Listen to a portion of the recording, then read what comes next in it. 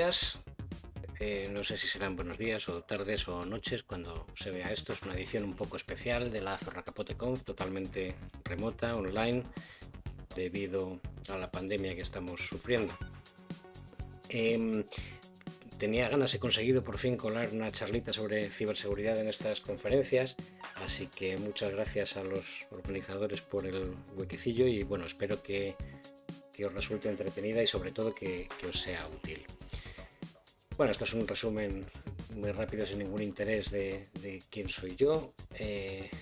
Bueno, he hecho muchas cosas en diferentes sitios. Actualmente pues formo parte del equipo de ciberseguridad, de seguridad de la información del grupo United Internet, del que forman parte pues, Ionos, One, Arsis, etc.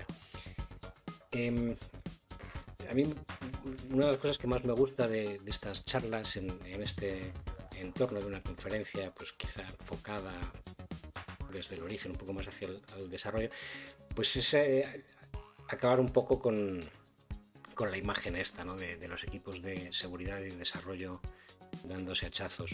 Creo que eso ya es cosa del pasado, no funciona así o cada vez menos, a pesar de que la forma de trabajar de hoy en día parece que podría dificultar un poco más la coordinación entre estos equipos, ¿no? Pues bueno, por todo el tema este de metodologías ágiles y demás que ya veremos, pero bueno, creo que poco a poco va funcionando cada vez mejor.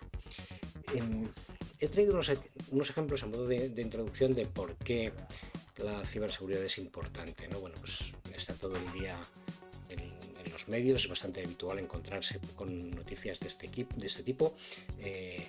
Pues bueno, en este caso una fuga de información de British Airways, incluyendo tarjetas de crédito de cientos de miles de clientes, que al final, bueno, esto termina en una multa de 200 y pico millones de euros, con origen posiblemente en un simple XSS, ¿no?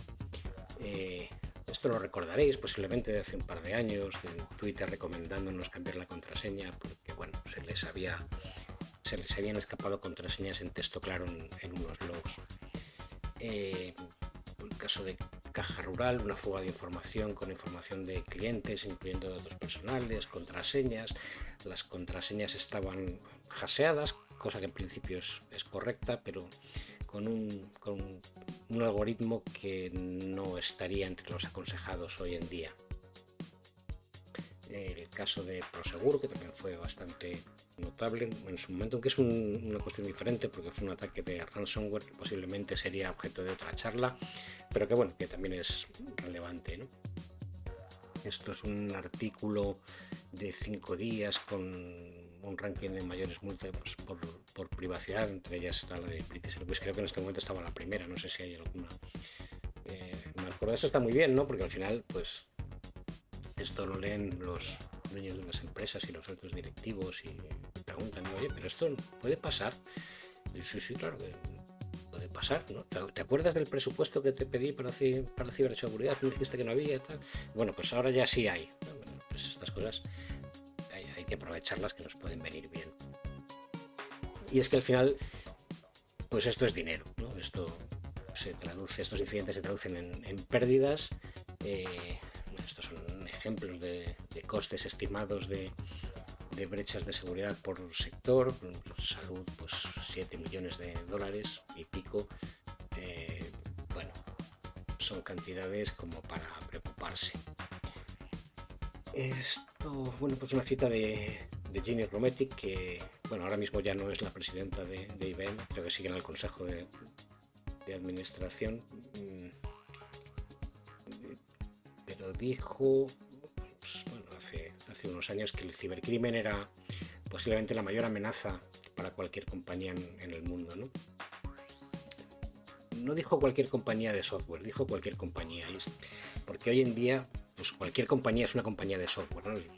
Utilizamos software, utilizamos tecnología para todo, y especialmente en este último año, ¿no? Donde tantas compañías han tenido que transformarse para poder seguir operando. ¿De qué hablamos cuando hablamos de seguridad? ¿Qué queremos proteger?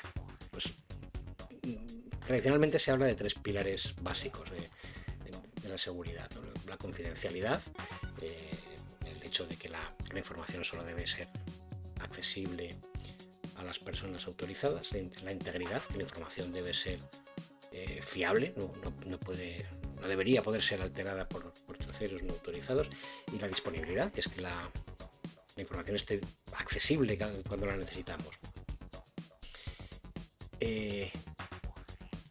Ejemplos de ataques contra esos pilares, pues bueno, esto es lo que ocurre cuando pierdes la confidencialidad de tu contraseña de Twitter, por ejemplo, ¿no? En este caso Burger King, pues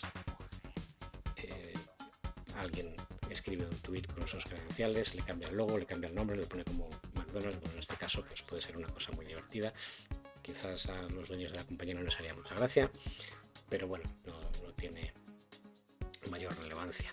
Este es un caso bastante reciente.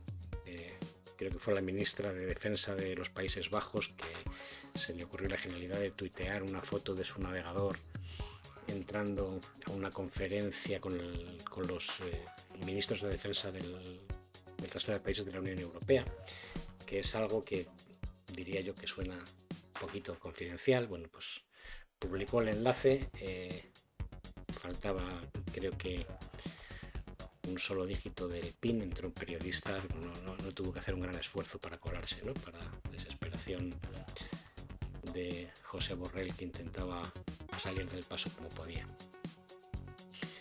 Bueno, esto es un clásico de la pérdida de integridad, ¿no? El ransomware está a la orden del día.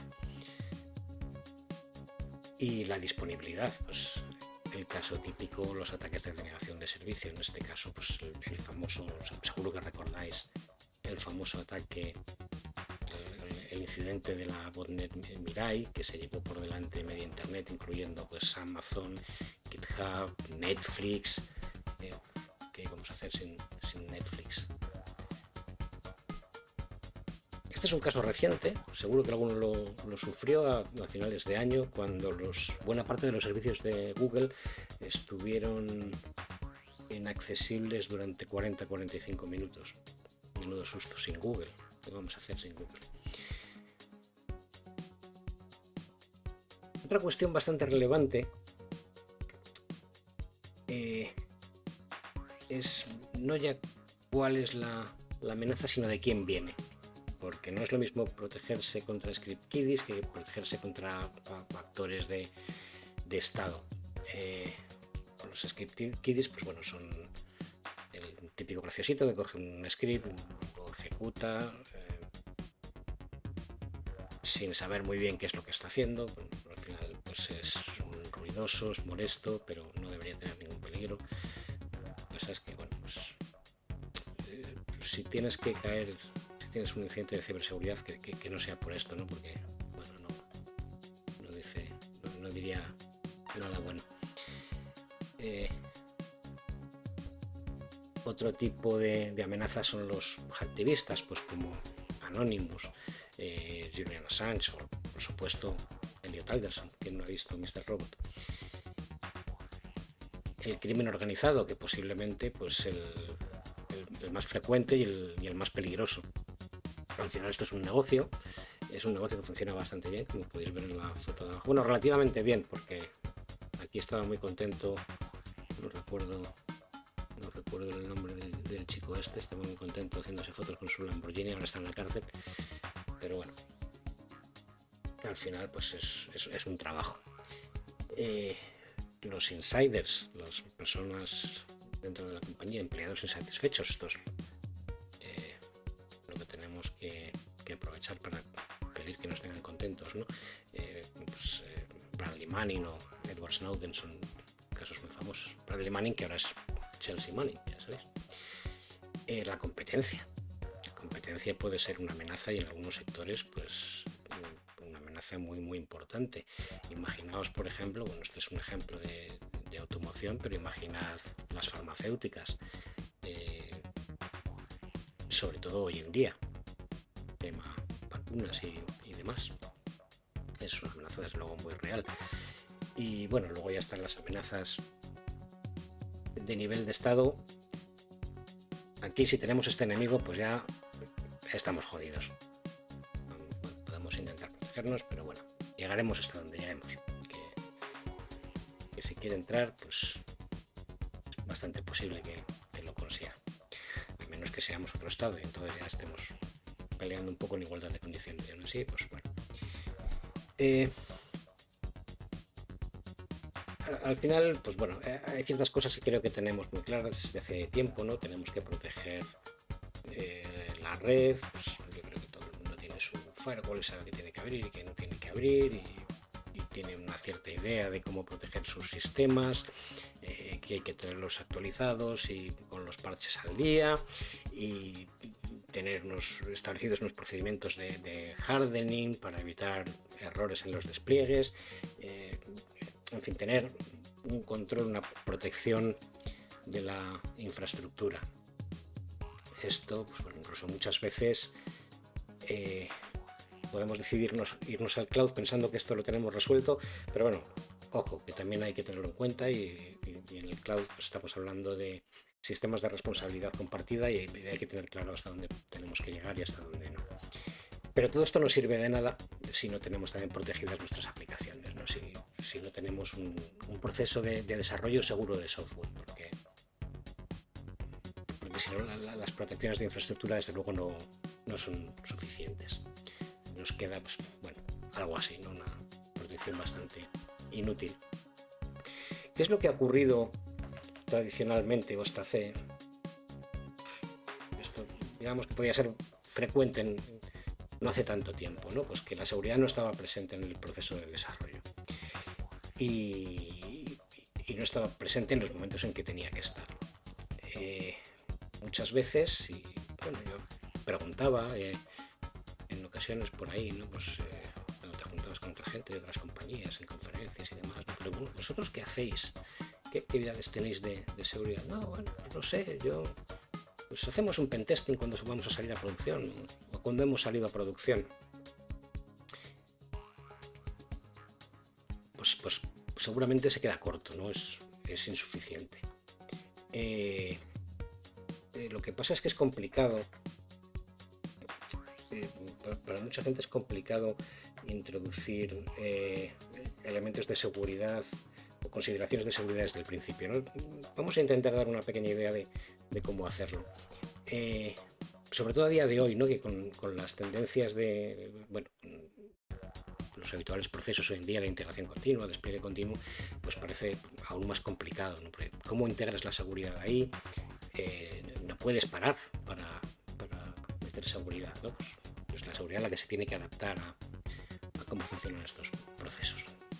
De lo contrario, pues ¿qué es lo que ocurre? Pues que tenemos como resultado aplicaciones vulnerables y ejemplos donde no queremos vernos reflejados, ¿no? Como los que hemos visto anteriormente. Esto, bueno, creo que es un gráfico que está muy visto, ¿no? Que quiere representar el coste de solucionar un bug bueno, cualquiera, pero en particular de seguridad en función del momento de ciclo de vida de nuestro proceso de desarrollo, ¿no? Si estamos en la fase de requerimientos, de diseño, de implementación, de pruebas o de producción y mantenimiento. Evidentemente, bueno, y esto es un poco independiente de las metodologías usadas, ¿no? Da igual si son metodologías tradicionales de cascada o si son metodologías ágiles, no tenemos ciclos de estos constantemente. Al final, bueno, esto es válido en cualquiera de los casos. Cuando tenemos un error en producción, pues desde luego es mucho más costoso de corregir. Bueno, me ha quedado un poco chapuzas el gráfico, pero yo creo que se ve bastante bien lo que quiero representar, ¿no? Curiosamente, donde se introducen la mayoría de esos errores es en las fases de diseño y de implementación. Claro, con el proyecto, con la aplicación en producción, si descubres en ese momento un error de diseño, pues es previsible que sea muy difícil de corregir y muy costoso. ¿Cuál es la solución? Bueno, pues intentar incorporar la seguridad desde el primer momento, ¿no? Desde la concepción del proyecto, desde el inicio. Shift to the left, que se dice ahora, ¿no? Me parece que si lo dices en inglés te hacen más caso en algunos sitios. ¿Cuál es el objetivo de esto? Pues evidentemente reducir el riesgo y reducir los costes. Esto no es nuevo. Esto nuevo, Microsoft publicó su SDL en 2004 y es un poco el modelo desde entonces. Ya en aquella época se dieron cuenta de que algo no habían hecho muy bien, empezaron a cambiarlo y desde 2004 el SDLC es obligatorio en todos sus productos. Bueno, aquí hay un montón de actividades, vamos a ir viéndolas, pero al final son solo ejemplos, ¿no? Porque nada de esto está escrito a fuego, lo que funciona en unos sitios puede no funcionar en otros, y esto es algo que tenemos que adaptar totalmente a las necesidades de nuestros equipos o de nuestra empresa o de nuestros proyectos, ¿no? Por ejemplo, formación, pues esto es bastante claro, ¿no? Si no hay formación, pues es bastante difícil que podamos mejorar mucho. La formación que, bueno, puede tener muchos ámbitos, pero como mínimo una formación general sobre aspectos básicos de seguridad creo que tiene que tener todo el mundo. Nosotros, por ejemplo, pues cada vez que se incorpora alguien nuevo a la compañía, pues tiene esta formación. Después, evidentemente, pues formaciones específicas para pues, en función del rol de cada persona dentro de la compañía, ¿no? Pero hay cosas como, bueno, pues los problemas más frecuentes, el Low WASP Top 10, por ejemplo, pues es bueno tener formaciones sobre eso, buenas prácticas de desarrollo seguro. Son cosas que deben estar ahí.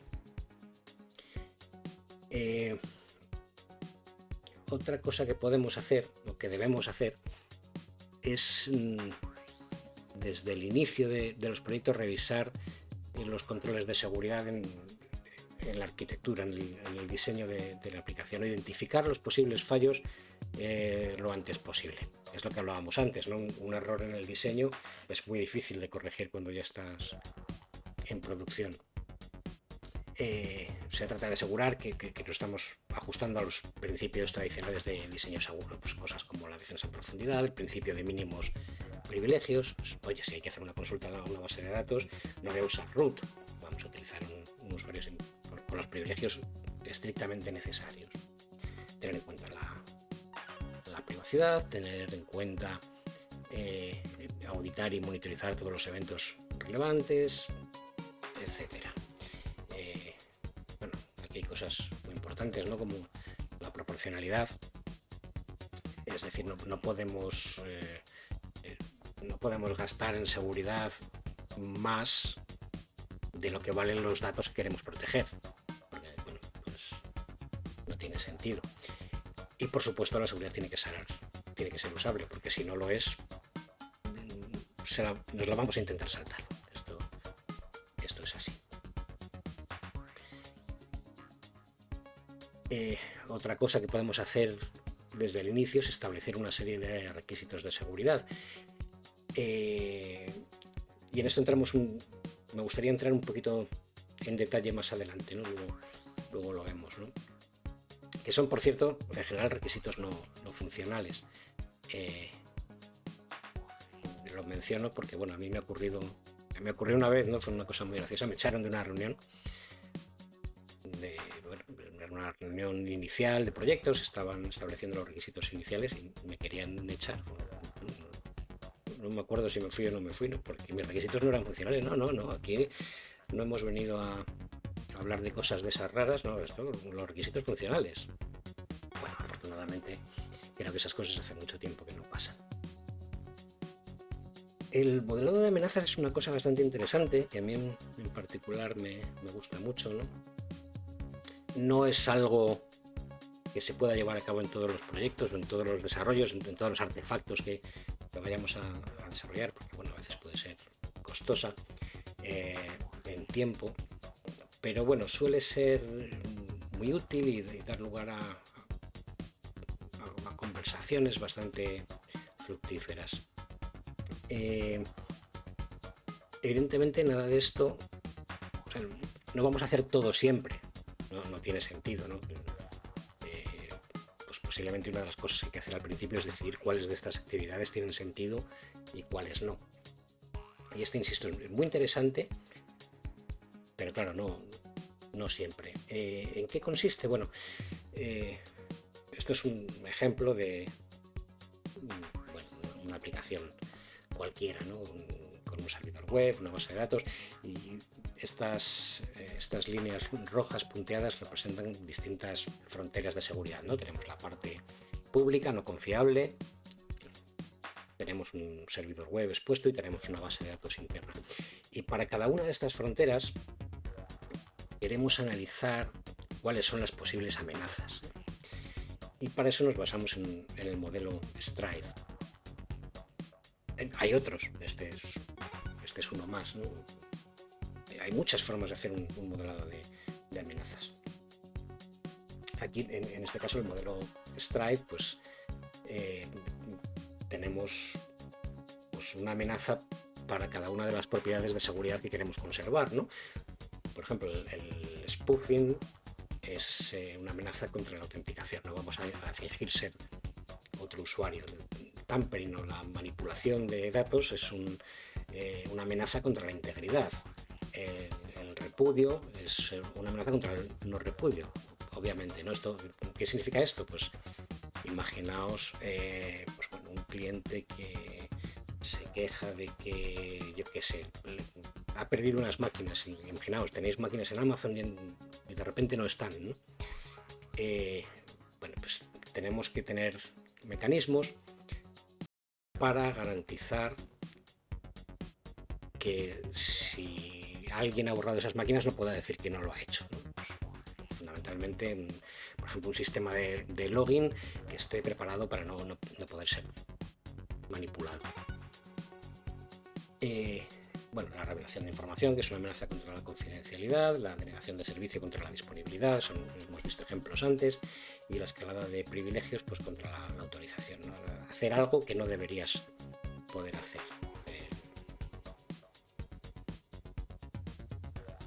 Una de las formas de llevar a cabo los modelados estos de amenazas es con una baraja, pues, ¿no? Con un juego de cartas, con lo cual pues, bueno, se convierte en una cosa que puede ser hasta medianamente divertida, ¿no? Un juego. Y esto siempre ayuda, ¿no? Porque bueno, es interesante que aproximarse a la seguridad de forma agradable, que no sea un castigo. Bien, más actividades, pues el análisis estático, la revisión de código, el código en sí, sin ejecutarlo, escanear el código para encontrar fallos obvios. Esto hay herramientas que lo hacen de forma automática, funcionan mejor o peor, pero bueno, algo ayudan. Se pueden encontrar cosas, pues como por ejemplo el uso de variables sin sanitizar, lo que, por ejemplo, para impedir una inyección SQL. Pues ese tipo de errores pues se pueden encontrar en estas herramientas que además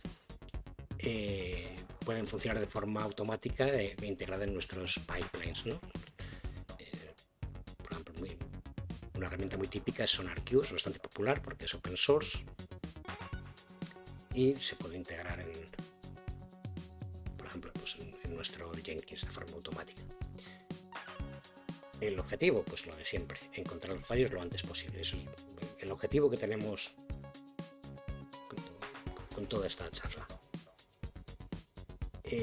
Otro tema que muchas veces se pasa por alto, ¿no? Que es la gestión de dependencias. Es importante identificar las dependencias que tiene nuestro código, porque puede ocurrir, de hecho va a ocurrir, que código de terceros, librerías que estamos utilizando, pues van a acabar teniendo vulnerabilidades y deberíamos ser capaces de identificarlas, de solucionarlas y de ver dónde están, ¿no?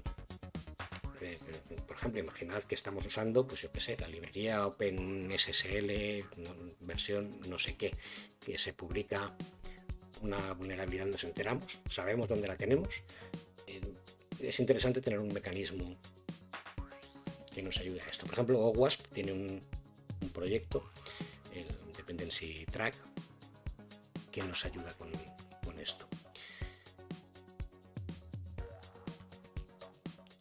Fijaos que no solo consiste en que esto ni siquiera pasa siempre, ¿no? El comprobar cuando vas a usar una librería que no tiene vulnerabilidades conocidas. El problema muchas veces viene después, cuando ya viene terminado, el código está en producción, me olvido. Bueno, no hay que olvidarse, ¿no? Porque esa amenaza la seguimos teniendo. Bien, otra actividad es el análisis dinámico, donde ahora sí ejecutamos el código y buscamos comportamientos inesperados. Por ejemplo, mediante técnicas de fuzzing, metiendo, pues yo que sé, todo tipo de entradas para comprobar que tenemos o que no tenemos salidas, resultados inesperados, errores, crashes y demás. Esto también se puede automatizar, hay herramientas para ello. Por ejemplo, Zap, también de OWASP, Burp, también se puede hacer algo con Burp, no sé si con la versión gratuita.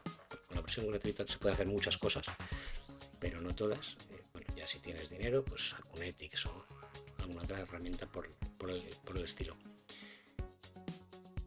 Y por supuesto no vamos a dejar de hacer el pentesting, que bueno, suele ser la parte divertida, ¿no?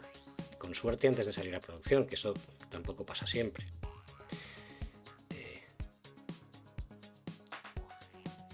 Hay bastante diferencia, como os podéis imaginar.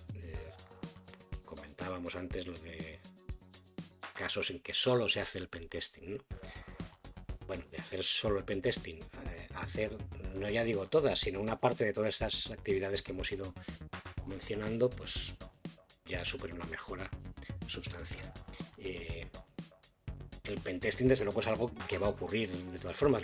Puede que lo hagamos nosotros o puede que no. En el momento en que pongamos la aplicación en producción, alguien la va a probar. Entonces, pues bueno, si encontramos nosotros los errores antes que un tercero, seguro que es mejor. Y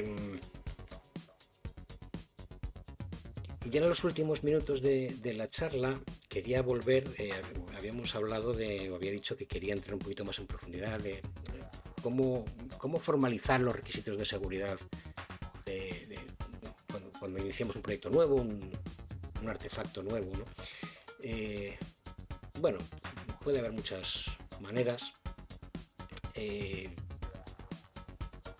Por ejemplo, basadas, se me ocurre, ¿no?, que podría ser basarse en el OWASP Top 10. Por cierto, hemos hablado mucho de OWASP, posiblemente lo conocéis, pero bueno, es una organización sin ánimo de lucro que trabaja para la seguridad en la web, ¿no? Tiene muchos proyectos bajo su paraguas y bueno, ya habéis visto que lo he mencionado un montón de veces, nos ha ido un montón con muchísimas cosas, con mejores prácticas, con infinidad de historias. Entre ellas, pues publica y actualiza cada cierto tiempo una serie de las amenazas más frecuentes, el top 10. Lo he traído porque es curioso, ¿no? Porque bueno, la última es de 2017, no creo que tarde mucho en actualizarse, la verdad es que no lo sé. Pero es que no cambia mucho con respecto a la anterior, que es del 2013, ¿no? Es sorprendente que la inyección siga siendo el número 1. Pero bueno, al final, bueno, una idea podría ser, dice, bueno, pues cogemos el top 10, porque a fin de cuentas son las amenazas más frecuentes, y bueno, pues tenemos que asegurarnos de que nuestra nueva aplicación pues está protegida contra estas amenazas, ¿no? Lo que pasa es que, bueno, pues es un poco vago, es quizá demasiado amplio, ¿no? Está protegida contra inyección. Bueno, no sé si sería muy útil, pero OWASP tiene más cosas. Por ejemplo, esta sí es bastante más interesante, ¿no? Porque esta directamente es una lista de requisitos para desarrollo seguro, el ASVS. Lo que pasa es que esta tiene un poco el problema contrario, ¿no? Esta tiene, pues, en la última versión pues deben ser 200 y pico controles o algo así. Entonces, pues bueno, pues tampoco, ¿no? No puedes decir, oye, mira, cada equipo de desarrollo, para cada artefacto nuevo, tenéis que revisar estos 200 controles, no, tampoco tiene sentido. Bueno, están categorizados en el documento, pues posiblemente no hay que tener siempre en cuenta a todos, aquí están organizados y se puede ver en 3 niveles en función de la criticidad de la información. Esto es un ejemplo cogido al azar, ¿no? Errores, login y auditoría. Pues ¿qué es lo que te pide? Pues verificar que todos los logs están en un formato común. Esto es muy interesante, por ejemplo, a la hora de tener un sistema de gestión de logs centralizado, un SIEM, por ejemplo.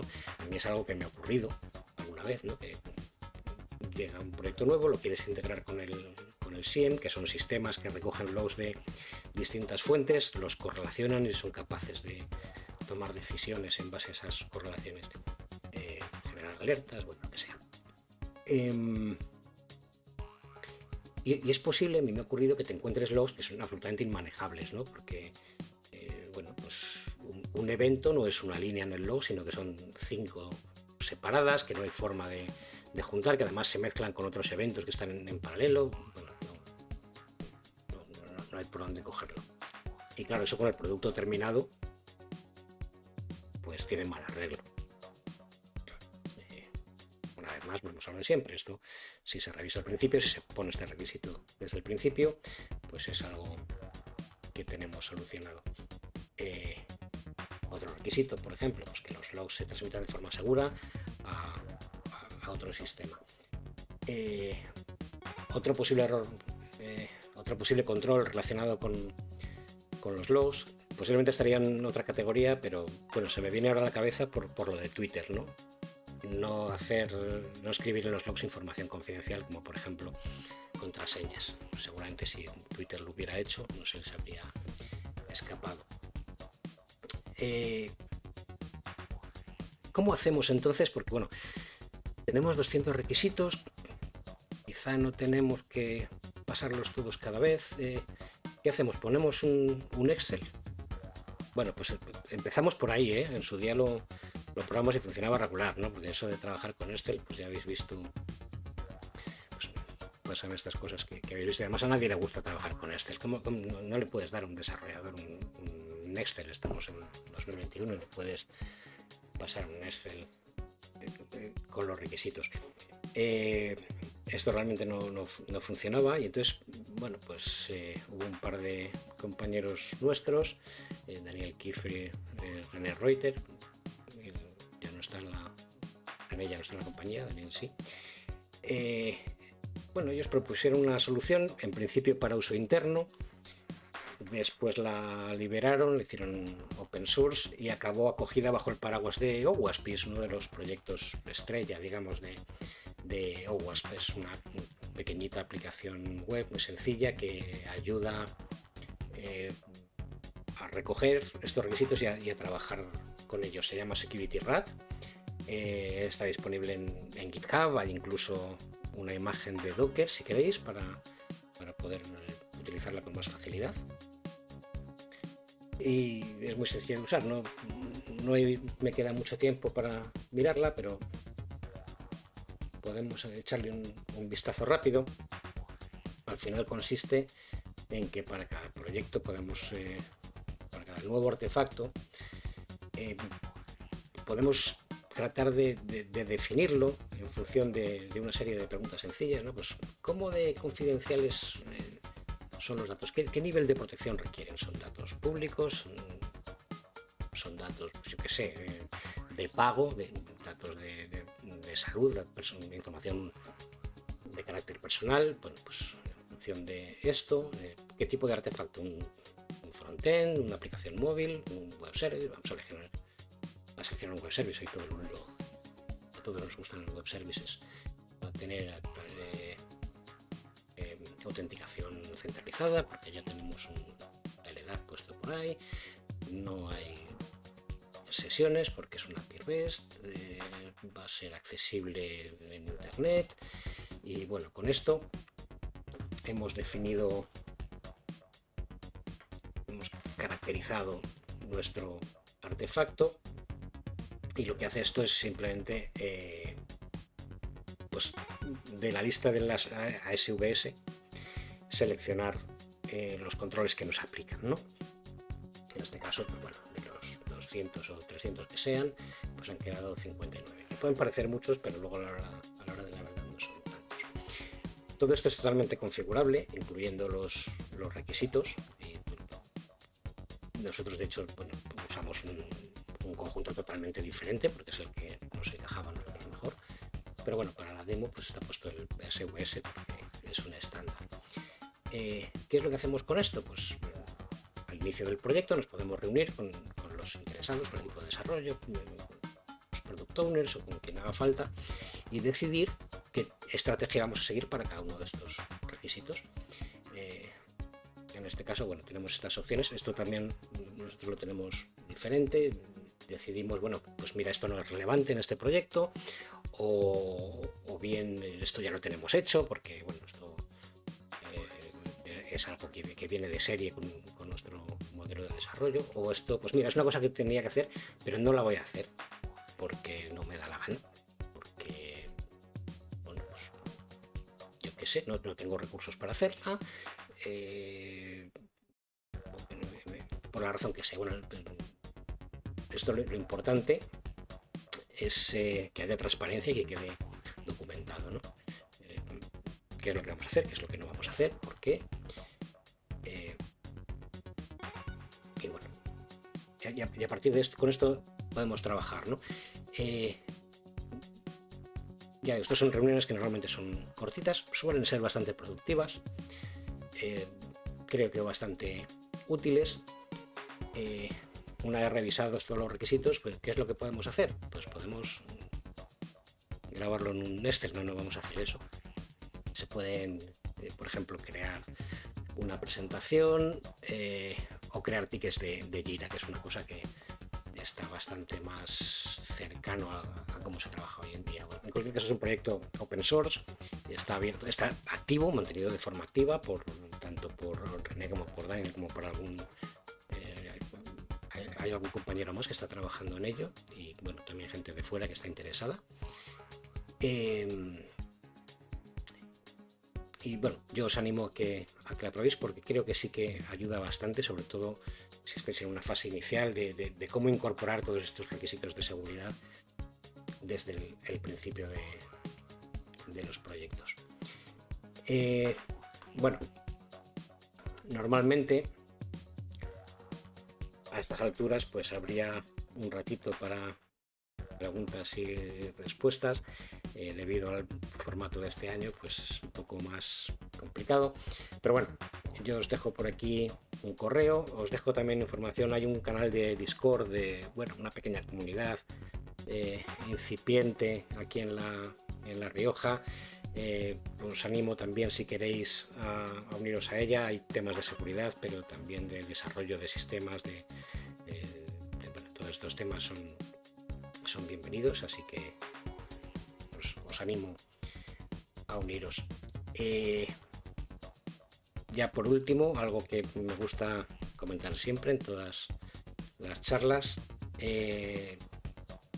la seguridad no es responsabilidad del equipo de ciberseguridad, la seguridad es responsabilidad de todos. Creo que es algo importante, creo que todos tenemos que estar concienciados de que todos tenemos nuestro papel y solo trabajando todos juntos con ese objetivo común haremos mejores aplicaciones y más seguras. Muchas gracias, espero que os sea útil. Animaos a uniros a la comunidad, a hacer preguntas si queréis, y bueno, cuidaos mucho y a ver si terminamos con esto. Venga, muchas gracias.